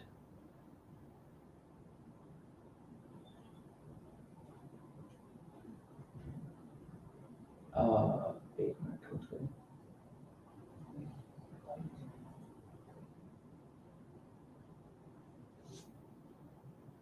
ہیں وہ مشرک ہیں. اس میں جو لوگ مزاروں کی پوجا کرتے ہیں, یعنی صوفی سینٹ جو ہیں, ہم لوگ ڈسکس کر چکے ہیں. ایک ان کا سوال یہ پوچھتی ہیں, وہ ویڈیو میرے پاس مکس اپ ہو گئی ہے. سوال یہ تھا کہ ان کے ساتھ کتنا تعلق رکھنا جائز ہے, کتنا تعلق رکھنے کی اجازت ہے. تو رکھنے کے تعلق سے آپ کو کلیئر کٹ قرآن کی آیت ملے گی, سورہ 16 ورس نمبر 8. اللہ نے فرمایا, لا ينهاكم الله عن الذين لم يقاتلوكم في الدين, جو لوگ تم سے دین کے لیے لڑتے نہیں, ولم يخرجوكم من دياركم, نہ تمہیں اپنے گھروں سے باہر نکالتے ہیں, ان کے تعلق سے لا ینہاکم اللہ، اللہ نے تمہیں منع نہیں کیا. کیا چیز میں منع نہیں کیا؟ ان تبروہم، کہ تم ان کے ساتھ اچھا سلوک کرو، وتقسطوا الیہم، ان کے ساتھ انصاف کے ساتھ پیش آؤ. اللہ نے منع نہیں کیا. ان اللہ یحب المقسطین، اللہ انصاف کرنے والوں سے محبت کرتا ہے. انصاف کرنے والوں سے تو اللہ تعالیٰ محبت کرتا ہے. اللہ نے منع نہیں کیا ان کے تعلق سے. اور آپ دیکھو گے کہ ایسے لوگ آف کورس ایسے لوگ ہیں جو لڑائی کرتے ہیں دین کے لیے، گھروں سے لوگوں کو باہر کرتے ہیں. اب ان کے ساتھ کوئی آ کے دب کے کہہ رہا ہے کہ نہیں نہیں میں تمہارے ساتھ اچھا رہنا چاہتا ہوں، اس کے تعلق سے منع ہے. لیکن جو ایسا نہیں کرتے ایسے لوگوں کے لیے اللہ نے منع نہیں کیا. آپ حدیث دیکھو گے سنن ترمذی میں محمد صلی اللہ علیہ وسلم نے فرمایا وَخَالِقِ النَّاسَ بِخُلُقٍ حَسَنٍ، لوگوں کے ساتھ اچھے اخلاق کے ساتھ پیش آؤ. لوگوں کے ساتھ اچھے اخلاق کے ساتھ پیش آؤ، یہ ہمیں سکھایا گیا. اور وَقُولُوا لِلنَّاسِ حُسْنًا، قرآن کی آیت ہے سورہ بقرہ کی سورہ 2 آیت نمبر 83 کہ لوگوں کے ساتھ اچھی باتیں کرو. تو یہ دونوں، یہ حدیث آپ نے دیکھا خالق الناس، لوگوں کے ساتھ، سارے انسانوں کے ساتھ تمہیں اچھے اخلاق اچھے بیہیویئر کے ساتھ پیش آنا، یہ تعلیم ہے محمد صلی اللہ علیہ وسلم. حدیث ہے سامنے آپ کے، دیکھو یہ کلیئر کٹ ہے، سامنے والی بات ہے کلیئر کٹ ہے دیکھیے. اور قرآن کی آیت کیا ہے؟ لوگوں کے ساتھ اچھی باتیں کرو. اسی وجہ سے عطا تابعی جو تھے وہ اس آیت کو پڑھ کر وہ ایکسپلین کرتے، وہ کہتے کہ اچھی طرح سے بات کرو لوگوں کے ساتھ، مشرکوں کے ساتھ، دوسروں کے ساتھ. مطلب بات کرنے میں قولوا للناس حسنا، اچھی طرح سے بات کرو، اچھے ورڈز بات کرو، یہ سکھایا گیا. اور قرآن کی آیت دیکھیے سورہ 4:36 کہ تم اچھا سلوک کرو، برتاؤ کرو. کس کے ساتھ؟ سورہ 4:36 بڑی آیت ہے، اس کے بگننگ میں اچھا برتاؤ کرو، اس کے اندر لسٹ دیا ہوا ہے اور کہا گیا وَجَارِ ذِی الْقُرْبَى، ایسا رشتہ دار جو قریب ہے، ایسا پڑوسی جار، ایسا پڑوسی جو قریب ہے. وَجَارِ الْجُنُوبِ، اور ایسا پڑوسی جو انجان ہے، دور ہے. مطلب دو ٹائپ کے پڑوسی بتائے گئے. پڑوسی کے ساتھ اچھا سلوک کرو جو پڑوسی قریب ہے، جو پڑوسی انجان ہے. وَالصَّاحِبِ بِالْجَنبِ، اور جو تمہارا ساتھی ہے تمہارے بازو میں. وَابْنِ السَّبِیلِ، مسافر کے ساتھ. مطلب سب کے ساتھ تم اچھا سلوک کرو، یہ سکھایا گیا. اور پڑوسیوں کی بات اگر کریں تو آپ کو پتا ہے کہ محمد صلی اللہ علیہ وسلم نے فرمایا کہ ما زال جبریل یوصینی، کہ جبریل مجھے وصیت کرتے رہے بالجاری، پڑوسی کے تعلق سے. حتی ظننت انہ سیورثہ، کہ مجھے ایسا خیال آیا کہ انہیں وارث بنا دیا جائے گا. یہ حدیث ہے نبی صلی اللہ علیہ وسلم کی. اور یہ حدیث صحابی رسول نے کب بیان کیا معلوم ہے؟ انہوں نے ان کے گھر میں بکرا یا مینڈی ذبح ہوئی تھی اور اس کے بعد انہوں نے پوچھا کہ کیا تم نے میرے یہودی پڑوسی کو دے دیا کچھ گوشت اس میں سے دیا؟ اب ظاہر سی بات ہے گوشت سے وہ نہیں پڑوسی کو دیا جا سکتا ہے جو خود نان ویج کھاتے ہیں. جو ویج کھاتے ہیں ان کو obviously نہیں دے سکتے. تو انہوں نے اس چیز کے بارے میں یہ کہا کہ دو جا کر کے پڑوسی کو دو، کیونکہ میں نبی صلی اللہ علیہ وسلم نے حدیث میں ہم لوگوں کو یہ سکھایا کہ وارث جو ہوتے ہیں نا، پڑوسی شاید وارث کی لسٹ میں آ جائے. یہ ایسا خیال تھا محمد صلی اللہ علیہ وسلم کے ذہن میں. اتنی ساری تاکید جبریل نے، اللہ کے بھیجے ہوئے فرشتے نے محمد صلی اللہ علیہ وسلم کو پڑوسی کے تعلق سے کہا. اور اس میں کہیں نہیں دیا ہے کہ پڑوسی مسلم ہی ہونا چاہیے. پڑوسی غیر مسلم بھی کیوں نہ ہو، اس کے اتنے سارے حق ہوتے ہیں. اور رشتہ داری اگر ہو کسی غیر مسلم کے ساتھ، تو اسماء رضی اللہ عنہا نے سوال پوچھا محمد صلی اللہ علیہ وسلم سے اپنی والدہ کے تعلق سے جو ان کی ماں تھی جو نان مسلم تھی. تو محمد صلی اللہ علیہ وسلم نے فرمایا نام سلی امکی، کہ ہاں تمہاری والدہ کے ساتھ، مدر کے ساتھ اچھا سلوک رکھو، ریلیشنز رکھو اچھے. اور وہ مدر کو کچھ فائنینشیل ضرورت بھی تھی اور اچھے سلوک کی بات بھی تھی، تو انہوں نے یہی سکھایا کہ ہاں اچھا سلوک رکھو ان کے ساتھ. اور آپ دیکھو گے کہ قرآن کی ایکچولی آیت ہے سورہ حجرات کی سورہ 49 آیت نمبر 13، یا ایھا الناس، اے انسانوں، انا خلقناکم من ذکر و انثی، کہ یقیناً ہم نے تمہیں بنایا ہے ایک مرد اور ایک عورت سے. یا ایھا الناس، اے انسانوں، سارے انسانوں کو کہا گیا ہے کہ تم سب بنے ہو ایک مرد اور ایک عورت سے، یعنی آدم اور حوا سے. تو اسلام نے یہ بتایا کہ سارے انسان ایک بڑے ہیومن بردرہڈ کا حصہ ہے، یعنی سارے انسانوں کی ایک فیملی ہے، ایک فیملی ہے. تو یہ بات سکھائی گئی. اور عبداللہ ابن مسعود رضی اللہ عنہ کے تعلق سے آتا ہے، امام بخاری نے اپنی کتاب ادب المفرد میں اس حدیث کو جمع کیا ہے کہ جب وہ نان مسلمز کے پاس سے گزرتے تو وہ ہاتھ کے اشارے سے ان کو گریٹ کیا کرتے تھے، ہاتھ کے اشارے سے گریٹنگ کرتے تھے. اور صحیح بات کیا ہے، ایک مسلم جو ہوتا ہے نا، چاہے جہاں کہیں رہے، وہ سب کے لیے سنسیئر پرسن ہوتا ہے، ایک مخلص پرسن ہوتا ہے. کیونکہ ہمارے ریلیجن نے ہمیں سکھایا دین النصیحہ، کہ ریلیجن سنسیئرٹی کا نام ہے، اخلاص کا نام ہے، سنسیئرٹی کا نام ہے. یہ ٹیچنگ ہے اسلام کی کہ تم جہاں رہو نا سنسیئر رہو. آرٹیفیشل لوگ ہوتے ہیں، دبلے لوگ ہوتے ہیں، پیٹ پیچھے سے کھنجر مارنے والے لوگ ہوتے ہیں. لیکن مسلم کو یہ سکھایا گیا الدین النصیحہ، تمہارا ریلیجن جو ہے اسلام یہی سکھاتا ہے النصیحہ، سنسیئرٹی، ویل وشنگ، خیر خواہی. ہاں، اور آپ کو پتا ہوگا کہ مسلمز میں حجاب کا بہت کنسپٹ ہے، حجاب فالو کرتے ہیں، لیکن حجاب کے اندر مردوں کو بھی کہا گیا ہے. سورہ نور کی سورہ 24 آیت نمبر 30 ہے، قل للمؤمنین، کہہ دو مومن مردوں سے، یغضوا من ابصارہم، کہ وہ اپنی نظروں کو نیچی کریں، وَيَحْفَظُوا فُرُوجَهُمْ، اور اپنی شرمگاہوں کی حفاظت کریں. تو یہاں پر ایسا نہیں کہا گیا ہے کہ مسلم عورت کو دیکھو تو نظریں نیچی کرو، نان مسلم کو دیکھ سکے، ایسا نہیں. کوئی بھی عورت، کسی بھی عورت ہو، کوئی بھی مذہب کی کیوں نہ ہو، اسلام نے سب کو یہ رسپیکٹ سکھایا ہے کہ نہیں تم نہیں دیکھ سکتے، اس طرح سے نہیں الاؤڈ ہے. چل رہے ہو راستے میں، کبھی کوئی بائی مسٹیک کوئی نظر کہیں پڑ گئی تو محمد صلی اللہ علیہ وسلم نے فرمایا لَقُبِّ نَظْرَةً نَظْرَةً، اگر ایک نظر بائی مسٹیک پڑ جائے تو دوسری نظر نہیں پڑنی چاہیے. فَإِنَّ لَكَ الْأُولَىٰ وَلَيْسَتْ لَكَ الْآخِرَةُ، کیونکہ پہلی جو بائی مسٹیک پڑی وہ تو معاف ہے لیکن دوسری معاف نہیں. تو گناہ ہے، سب کے لیے گناہ ہے. مطلب رسپیکٹ دیکھو، آپ عورتوں کے ساتھ رسپیکٹ سکھایا گیا، سب عورتوں کے ساتھ. اور بیمار ہو کوئی تو ان کو وزٹ کرنا سکھایا گیا، مسلم اور نان مسلم ہو. آپ کے سامنے حدیث ہے کہ محمد صلی اللہ علیہ وسلم ایک جوئش لڑکے کو وزٹ کرنے گئے، وہ بیمار تھا. تو بیمار کی عیادت کرنا، بیمار ہو تو دیکھنے جاؤ، اس کو تھوڑا اچھا لگتا ہے، لوگوں کو کوئی بیمار ہے دیکھنے آیا ہے، یہ اسلام نے سکھایا سب مذہب کے لوگوں کے ساتھ. اور کبھی نان مسلمز بھی ہوتے ہیں جو تکلیف میں ہوتے ہیں. ایسا ہوا تھا محمد صلی اللہ علیہ وسلم کے زمانے میں، جو ان کے دشمن تھے مشرک، مکہ کے مشرک، وہ لوگوں کے اوپر ایک ایسا سال آیا تھا جس کے اندر بالکل فاقہ پڑ گیا تھا. فاقہ پڑ گیا تھا، ایسا حال ہو گیا تھا کہ وہ ہڈیاں اور چمڑے وغیرہ کھانے لگے. تو اس وقت پر ابو سفیان جو لیڈر تھے، تب تک مسلم نہیں ہوئے تھے، وہ انہوں نے آ کر محمد صلی اللہ علیہ وسلم سے کہا کہ تمہارے جو لوگ ہیں نا وہ ہلاکت کے بالکل ایج پر ہے، اللہ سے دعا کرو تمہارے لوگوں کے لیے. تو محمد صلی اللہ علیہ وسلم نے کیا کیا؟ لاسٹ لائن پڑھیے، فَادْعُوا اللَّهَ أَن يَكْشِفَ عَنْهُمْ فَدَعَا، کہ محمد صلی اللہ علیہ وسلم نے اللہ تعالیٰ سے یہ جو ابو سفیان نے کہا ان قومک، کہ تمہاری جو قوم ہے قد ہلکو، ہلاک ہو رہے ہیں، فَادْعُوا اللَّهَ، اللہ سے دعا کرو، ان یکشف، کہ اللہ پرابلم کو سالو کرے، ان یکشف عنہم فدعا. محمد صلی اللہ علیہ وسلم نے تو دعا کی، لوگوں کے لیے دعا کی، نان مسلمز کے لیے دعا کی. تو ایسا نہیں کہ نان مسلم ہے میں اللہ سے کیسے مانگوں، نہیں، نان مسلم بھی ہے، اس کے لیے بھی مانگ سکتے ہیں، اس کے لیے بھی دعا کر سکتے ہیں، سکھایا گیا ہے. صحیح بخاری کی حدیث ہے، دیکھیے. اور آپ دیکھو کہ بزنس کرنے میں بعض لوگ بولتے ہیں نا مسلم کے ساتھ مت کرو بزنس.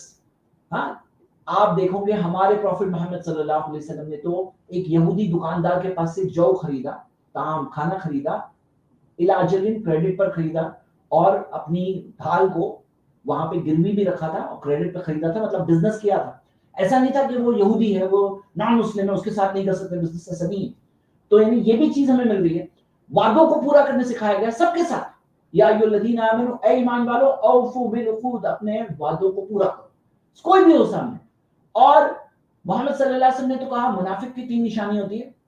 جو منافق ہوتا ہے ہپوکریٹ، اس کی 3 نشانی ہوتی ہے، اذا حدث کذب، بات کرتا ہے تو جھوٹ بولتا ہے، وَإِذَا وَعَدَ أَخْلَفَ، وعدہ کرتا ہے تو وعدہ توڑ دیتا ہے، وَإِذَا اؤْتُمِنَ خَانَ، کوئی اس پہ بھروسہ کرتا ہے تو بھروسہ توڑ دیتا ہے. تو اسلام نے سکھایا کہ نہیں، تمہیں منافق والی کوالٹی تمہارے اندر نہیں ہونی چاہیے، تمہیں سنسیئر پرسن ہونا چاہیے. اور محمد صلی اللہ علیہ وسلم نے تو جنگ کے اندر بھی وعدوں کو پورا کیا، جنگ کے اندر بھی. ایک بہت انٹرسٹنگ حدیث ہے کہ حذیفہ بن یمان اور ان کے والد، یہ دونوں آ رہے تھے جنگ بدر کے لیے. مشرکین نے پکڑ لیا انہیں، جو دشمن انہیں ان کو پکڑ لیا. محمد صلی اللہ علیہ وسلم کے خلاف جو جنگ میں کھڑے تھے وہ لوگوں نے انہیں پکڑ لیا، کہا کہاں جا رہے ہو؟ تو یہ لوگوں نے کہا کہ ہم لوگ تو مدینہ جا رہے ہیں، ہم لوگ محمد صلی اللہ علیہ وسلم کی طرف نہیں جا رہے. انہوں نے کہا وعدہ کرو، عہد کرو کہ مدینہ جاؤں گے. وعدہ اور عہد انہوں نے کیا، لیکن کر کے آئے محمد صلی اللہ علیہ وسلم کے پاس. تو نہ محمد صلی اللہ علیہ وسلم کو جب کہانی بتائی تو محمد صلی اللہ علیہ وسلم نے کیا کہا؟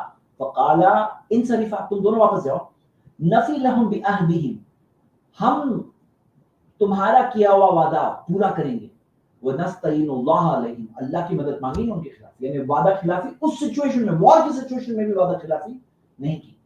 محمد صلی اللہ علیہ وسلم نے ہدیے قبول کیے، گفٹس قبول کیے. آپ دیکھ سکتے ہو کہ نان مسلم کنگز نے گفٹس بھیجے. صحیح بخاری حدیث نمبر 2615، اور اللہ کے رسول صلی اللہ علیہ وسلم نے وہ گفٹس قبول کیے.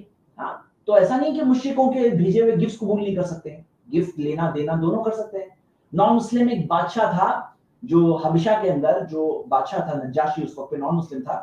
تو اس کے بارے میں آتا ہے کہ محمد صلی اللہ علیہ وسلم نے جب اس کا ذکر کیا تو کہا کہ تم جاؤ اس زمین کو چھوڑ کر حبشہ جاؤ، کیونکہ وہاں ایک ایسا بادشاہ ہے جو کسی کا ظلم نہیں کرتا. تو انہیں نان مسلم بادشاہ کی تعریف بھی کی. تو ایسا نہیں کہ نان مسلم ہے تو سب گندے، سب برے، جیسے یہ لوگ آج بتانے کی کوشش کر رہے ہیں مسلمانوں کو، ایسا نہیں ہے. اور ہاں، قریبی دوست کے اندر منع کیا گیا ہے کہ بہت قریبی دوست مت بناؤ، کہ اولیاء یا الذین آمنوا لا تتخذوا الکافرین اولیاء من دون المؤمنین، کہ مومنوں کو چھوڑ کر تم نان مسلمز کو، کافروں کو اولیاء مت بناؤ. یہاں پہ اولیاء ورڈ ہے، اصدقاء ورڈ نہیں. بعض لوگ اس کو مس ٹرانسلیٹ کرتے ہیں. اولیاء ورڈ کا مطلب ہوتا ہے کہ محافظ، پروٹیکٹر، بہت ہی قریبی دوست. تو ایسے بہت ہی قریبی دوست، یہ مقام تم نان مسلمز کو مت دو مسلمانوں کو چھوڑ کر، یہ کہا گیا.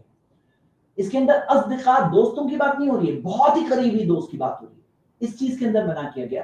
تو یہ میں نے آپ کے سامنے پورا کانٹیکسٹ اس لیے رکھا تاکہ جو یہ نفرت والا پروپیگنڈا بعض لوگ کرتے ہیں اور مس انڈرسٹینڈنگز پھیلاتے ہیں، تو تاکہ پوری چیز ہم سب کے سامنے آئے اور ہم سب اس چیز کو دیکھیں.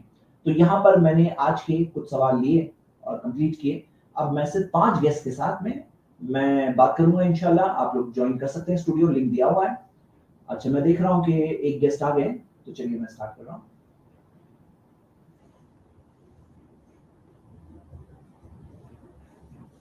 یس، السلام علیکم. اپنے آپ کو انمیوٹ کر سکتے ہیں آپ. وعلیکم السلام زید بھائی. مجھے ایک 2 حدیث کے بارے میں ایکسپلینیشن چاہیے. جو لوگ اعتراض کرتے ہیں نان مسلمس جو کرسچنس ہے، جو حدیث ہے اسلام میں 73 سیکٹس ہوں گے اور ایک جنت جائے گی، باقی ساری جہنم جائیں گے. تو وہ باقی سارے میں جو شہادت دیے ہوتے ہیں، بنا شرک کیے ہوتے ہیں، اللہ کو مانے ہوتے ہیں، تو وہ لوگ پہلے جہنم میں جا کے پھر جنت میں جائیں گے نا؟ دیکھیے اس کے اندر میں آپ کو ایک بات بتا دوں کہ جو آپ نے سوال پوچھا ہے کہ 73 فرقوں میں جو حدیث ہے، نبی صلی اللہ علیہ وسلم نے فرمایا کہ ستفترق امتی علی 73 ملہ، میری امت 73 فرقوں میں بٹے گی، کلہم فی النار، سب جہنم جائیں گے، الا ملۃ واحدہ، سوائے ایک گروہ کے. تو محمد صلی اللہ علیہ وسلم سے پوچھا گیا کہ یہ گروہ کون سا ہے، تو انہوں نے کہا ما انا علیہ واصحابی، جس پر میں ہوں اور میرے صحابہ ہیں. مطلب جو چیز میں فالو کر رہا ہوں اور میرے صحابہ فالو کر رہے ہیں وہ. تو اس چیز کے اندر اسکالرز نے یہ ایکسپلین کیا، یہ امت میں سے ہے، محمد صلی اللہ علیہ وسلم کی امت میں سے. تو اس کے اندر آپ کو ایسا ملے گا کہ امت میں سے ایسے لوگ بھی ملیں گے جو کہیں دور ہے، کچھ رانگ راستے پر ہے. تو اگر وہ شرک یا کفر کا کام نہیں کر رہے ہیں تو جہنم کے اندر جا کر سزا پا کر پھر جنت آئیں گے. ہاں، جہنم میں جائیں گے، سزا پائیں گے اور پھر جنت آئیں گے.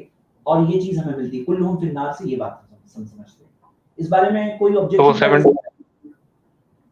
ہاں، تو 73 سیکٹس کا مطلب ہے دوسرے ریلیجن والے سبھی اس میں کور ہو جاتے ہیں. 73 سیکٹس یہ مسلمانوں کے سیکٹس، دوسرے ریلیجن 73 سے باہر. جی اوکے ٹھیک ہے. جیسے ایک ریکمنڈیشن ہے میرا، اور بہت سے کرسچنس ابھی تک انڈیا میں نہیں آیا ہے، آؤٹ آف کنٹری جو انٹرنیشنل کرسچنس ہے وہ کلیم کرتے ہیں کہ تمہارے پاس ڈفرینٹ ورژنس کا قرآن ہے، جبکہ وہ سانت حروف ہے جو بس موڈس آف ریسیٹیشن ہے. تو وہ لوگ کلیم کرتے ہیں کہ ڈفرینٹ قرآن ہے، ورڈس الگ ہے.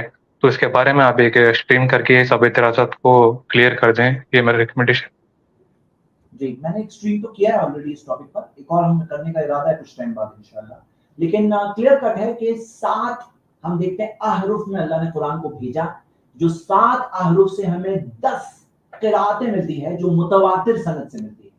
متواتر چین آف نریشن یعنی جس کے اندر پورے محمد صلی اللہ علیہ وسلم کے زمانے سے لے کر اب تک اتنے سارے لوگ ہیں ہر درجے اور لیول میں کہ ایسا ہو ہی نہیں سکتا کہ مل کر کے کسی نے کوئی چیز کانکاکٹ کیا، فیبریکیٹ کیا.